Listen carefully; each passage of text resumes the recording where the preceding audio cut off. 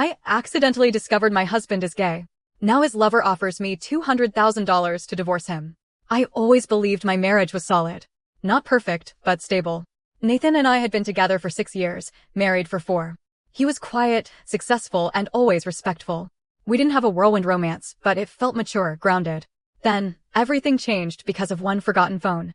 One Friday night, Nathan came home in a rush, clearly stressed. He said he had a conference call and needed to use his laptop, so I left him alone in the study. A few minutes later, I realized he'd left his phone on the kitchen counter. It buzzed. And buzzed again. Normally, I never checked his phone. But the name flashing on the screen wasn't familiar, just a single letter. Curious, I opened the message.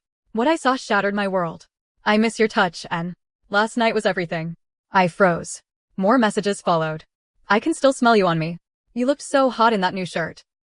I scrolled up, unable to stop myself. Photos. Explicit ones. Voice notes. Conversations that left no room for doubt. Nathan was having an affair. With a man. I felt sick. Betrayed. But also confused. Why had he married me at all? When he finally came out of the study, I confronted him. I held his phone out and asked, "Who's A?" His face went pale. And then he did something unexpected. He sat down, covered his face, and began to cry. That night, he confessed everything. He told me he was gay. That he had known since he was a teenager. But growing up in a conservative family, he never felt safe coming out. Marriage, for him, had been a way to hide. He said he cared about me deeply, even loved me, but not in that way. I didn't know whether to scream or cry. I felt like a placeholder in my own life. He asked me to keep this a secret. Said he needed time to figure things out. He begged me not to tell anyone, not even my parents. I agreed. For a while. A week later, I got an unexpected visitor. It was him. Real name? Adrian. Tall, well-dressed, smug. He asked if we could talk in private.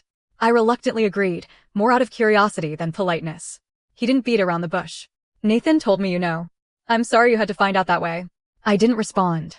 Then he slid an envelope across the table. Inside? A check. For $200,000. I laughed. What is this? It's what you think it is, he said. We want to be together. Nathan's too afraid to leave unless you make the first move. So I'm asking, please, divorce him. Cleanly. Quietly. I was stunned. He went on. You're both trapped. This will help you start over.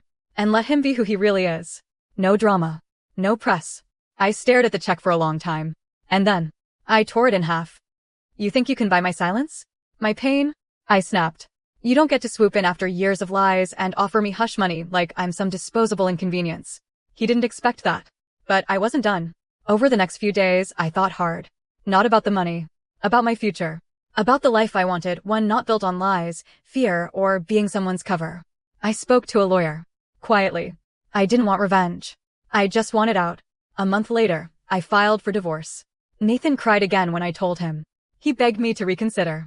But I was done living for someone else.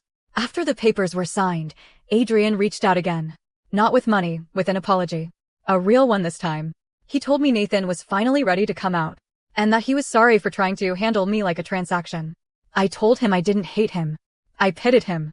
And I pitied Nathan, too, for being too afraid to live his truth until it was almost too late. As for me, I moved across the country. Got a new job. I even started dating again slowly. The betrayal hurt. The lies hurt more. But the worst part? Knowing I was just a chapter in someone else's performance. Still, I refused to be bitter. Nathan wasn't honest with me, but I learned to be honest with myself. That's priceless.